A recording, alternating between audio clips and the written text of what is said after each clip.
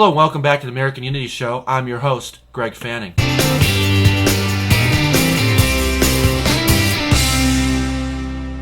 Today we're going to be talking about infrastructure and how it's quickly deteriorating. The left is making it political and putting us into debt over it. Partners. Do you, dear viewer, believe it is important for our children to have a strong understanding of our nation's Constitution? Well, a friend of mine, Emma Turner, does, and has written a children's book to teach them the basics of our Constitution's history and the amendment process. Her book, My Living Constitution, teaches young children about the amendments of the Constitution and what they mean. Check out Emma's book at mylivingconstitution.com. That's mylivingconstitution.com, and use the coupon code on the screen.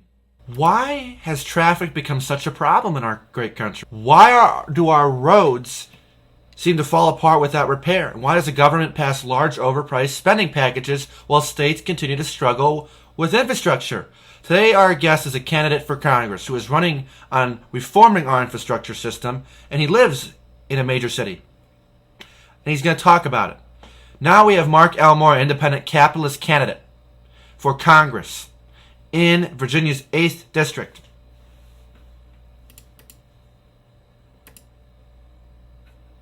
Clear enough out here on the road?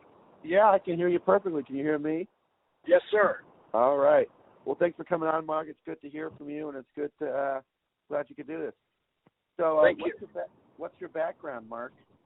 Well, just born and raised here in Northern Virginia, and just a typical working class guy. Started in banking right out of high school, and I've been 44 years in the banking profession, and done a lot of international aid work and support work, and working with persecuted Christians, and serving as a conservative here in Northern Virginia for the last 30, 40 years, and just trying to do my best to bring about some good and caring for others.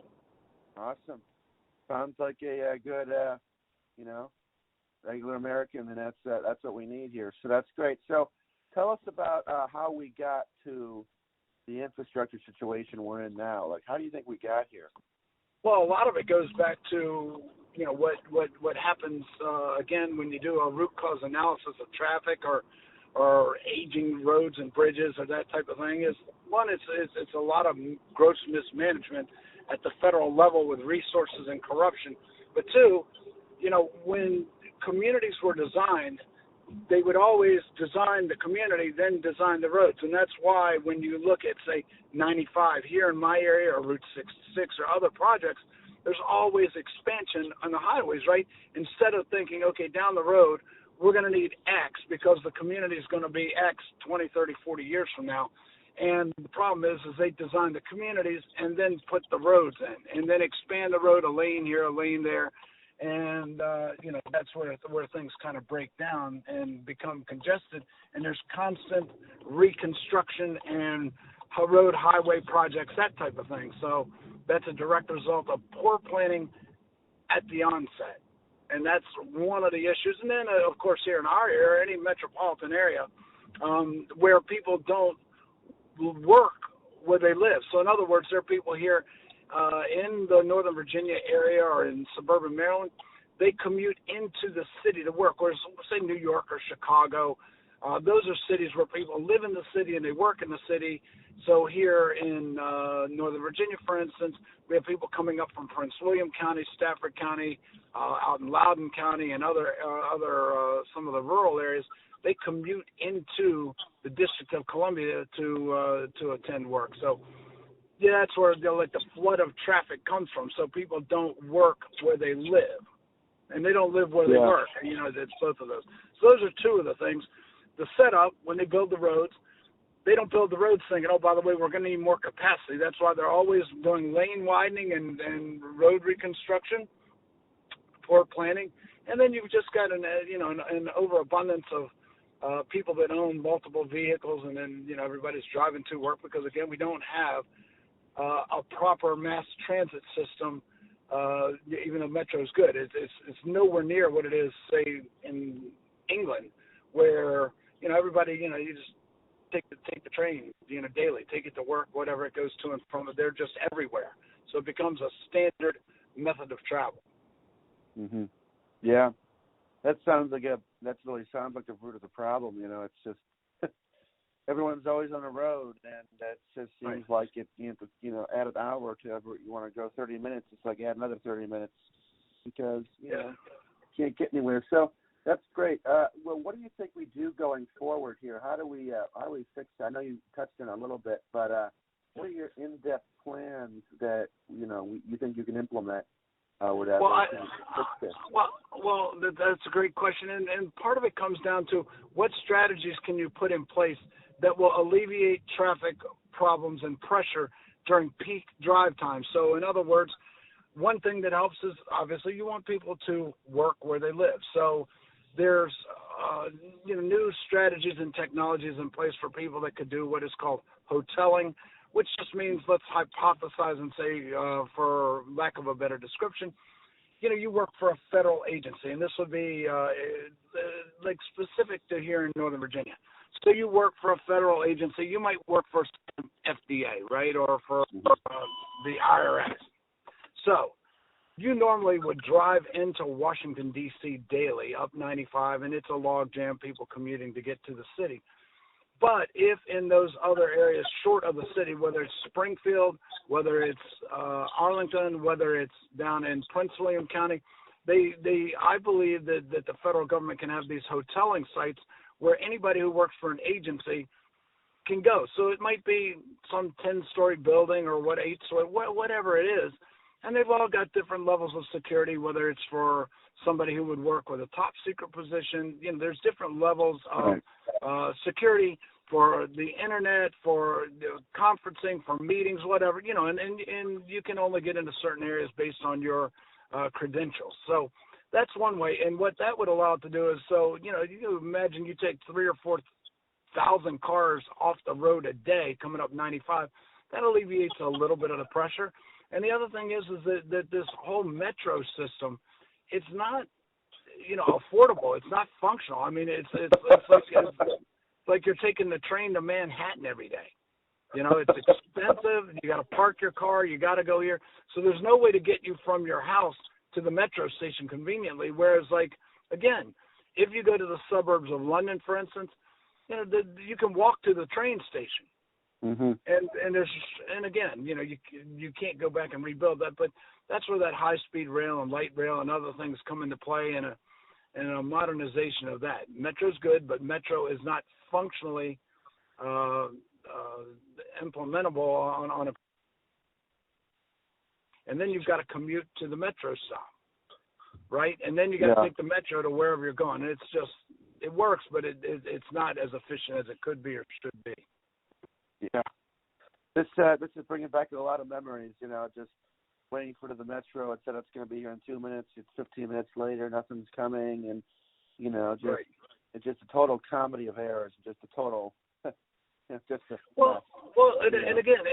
it does work, but it's not as efficient as it could be, it should be. Right? It's all about efficiency and saying, okay, Greg, you want to take the train, you want to take mass transit to get to work. Well, you got to walk from your house and you got to walk to the bus stop. Take a bus, get to the train. Take the train, it's like this generation. That's why we have microwave ovens. That's why we have fast food restaurants. People are so used to everything happening at the blink of an eye. I mean, it's like now, it's adding more time and trouble, whether it's weather or whatever. And like you said, Metro's not the most reliable. Mass transit says it's clean. But I don't see it as an affordable alternative. And,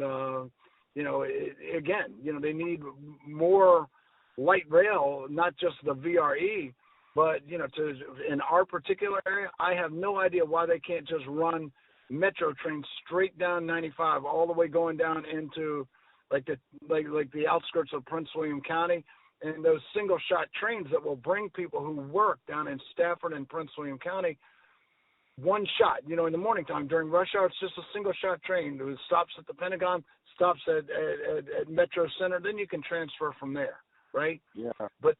And that will help. That brings thousands of people in one shot straight up 95. And the same thing they could do, whether it's 66 or Route 7, taking it out that way even further. It's all about getting cars off the road. Yeah. That's one thing that I've noticed And this is one thing I have thought about after reading about this, just in different, articles and stuff. What do you think about the idea of self-driving cars? Now, I know that's going to be coming up here in the probably next decade or so, that we're going to see probably the influx of self-driving cars. We've seen that already with Tesla, and we've seen different prototypes being tested out. And what do you think that will look like over the next maybe 10 to 20 years when we see self-driving cars start entering the roadways on metro areas? Well, again, it comes down to functionality and safety, right? Those are the two concerns that anybody's going to have.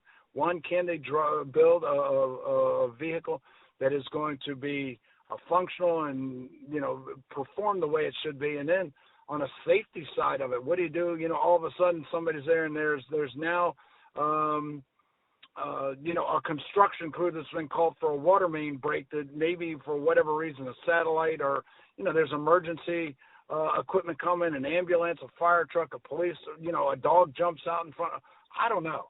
I think that the concept obviously would be fantastic, but I don't know that you need self-driving cars as much as we need to, through time, to make it so that as we do transition away from fossil fuels for automobiles, but, and that's going to take a long time because, everybody doesn't have a little plug-in switch in front of their apartment complex where there's 2,000 people living in an apartment building and you've got 20 plug-ins. So that's not enough. But I don't know. I just think that yes, you can look at it and say, it's coming.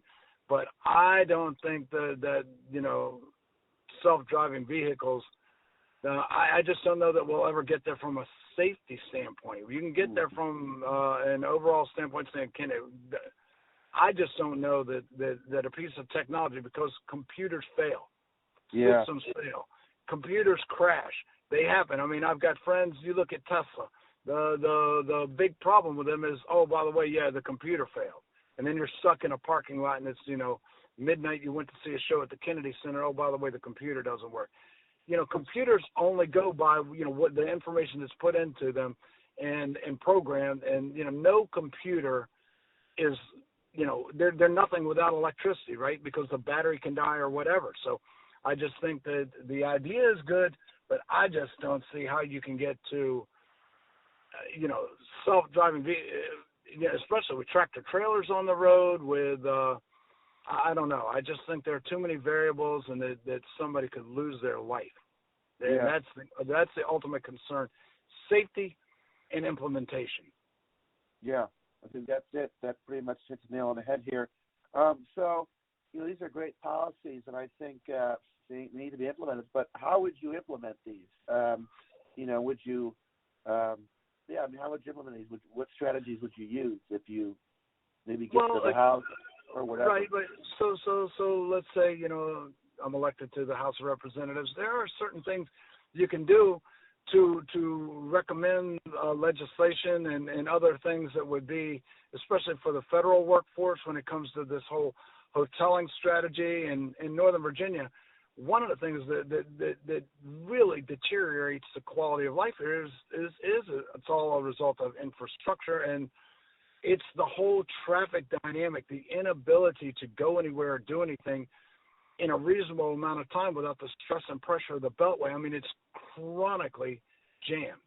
It is a mess. Even they redid the Woodrow Wilson Bridge. They've got 6 lanes each side, and for instance, 66. You can get on 66 or even 95. There's not a stop sign until you get to way out west, or in the case of 95 south, there's not a stop sign until you get to South Beach. So it's a matter of, people obeying the law and driving at the right speed.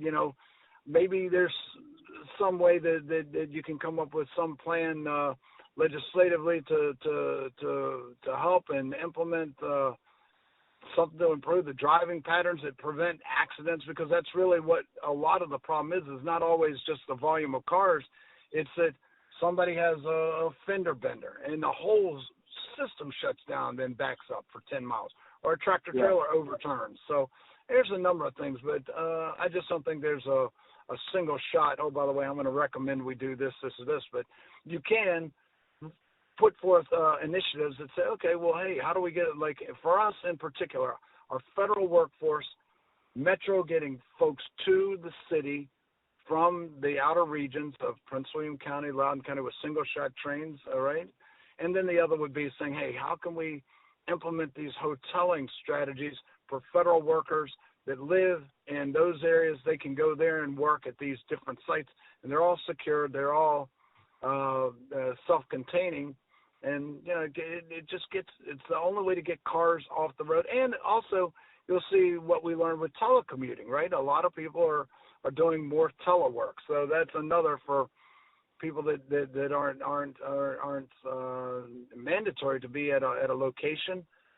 What's wrong with letting people telecommute, you know, more, you know, if it has no impact on their job performance? Yeah. Yeah. It's all about getting cars off the road. Yeah, right.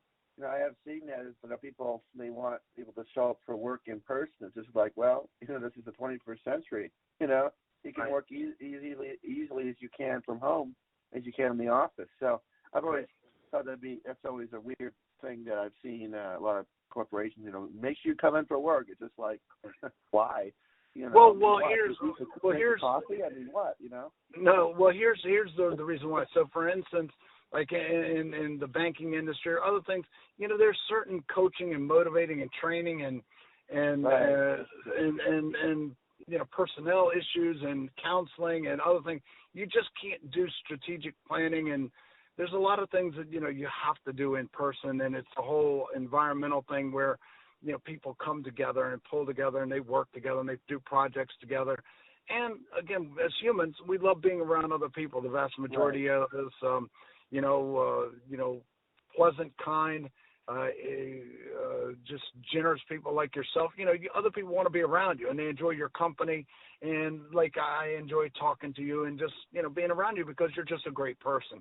So I think that plays into it too. And I just think it's a chemistry thing. So there are just certain times, and, you know, I think, again, it's going to come down to it'll take care of itself over time with companies saying, okay, you can telecommute, you can do this. There are things for traffic abatement, but, you know, a lot of it comes down to common sense driving. People just drive like they're, you know, if you're driving a Amazon delivery truck like you're at a NASCAR race.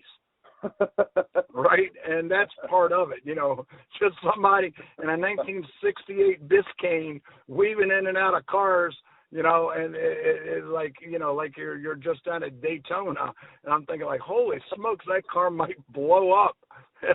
just running like Dale Earnhardt down 95, weaving in and out of cars. It's just crazy. So some of it's common sense, like slow down. Yeah. You know, obey the law. That is true about your point about, you know, I get that point about, you know, coming into work, you need to be there for different strategic planning purposes. I'm talking about like just the low-level, entry-level employee who just sits there and, you know, fools around with like, or just does graphs or, you know, very basic levels of work. I'm talking about that, but, you know, obviously seniors up in the company need to be in, you know.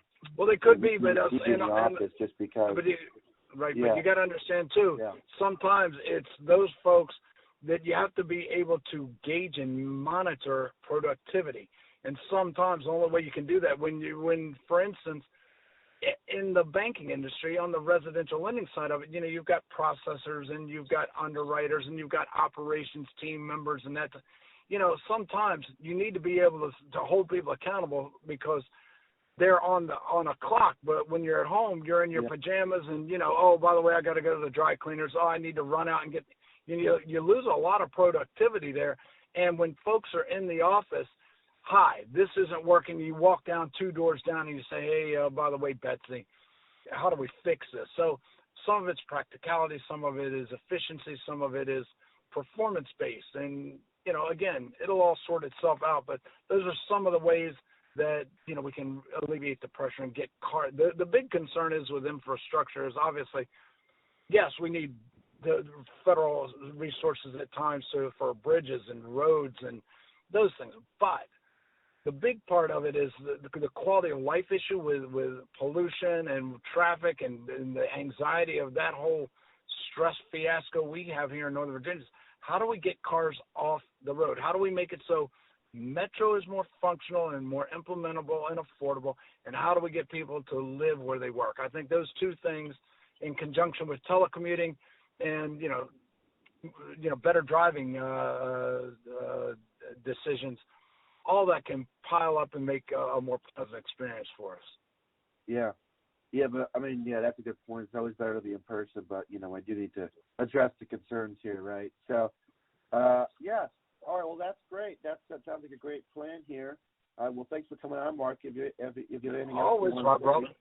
Well, then we'll get to the good stuff. No. It's just always a pleasure. And it's an honor to be able to share your views and visions with people. And I'm just one of many, and I just think that we can always do better as a society, and especially at the federal level, where Congress is just in a coma. I mean, they're just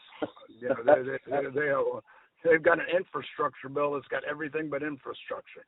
So they're in a coma. That's a great description, Mark. Yeah, we should start. Right. Yeah, Congress is in a coma. We should make a campaign poster and just use that. Yeah, well, we had it that Don Byron, was like a mannequin, right?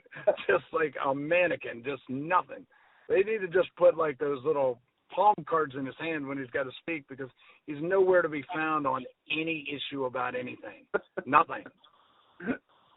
Yeah, that's so true. All right, well, thanks for coming on the show here. You got it, brother. Yeah. All right. I appreciate you. Take care, Gregory. Yeah. Coming on. Thank you. Bye-bye. Bye.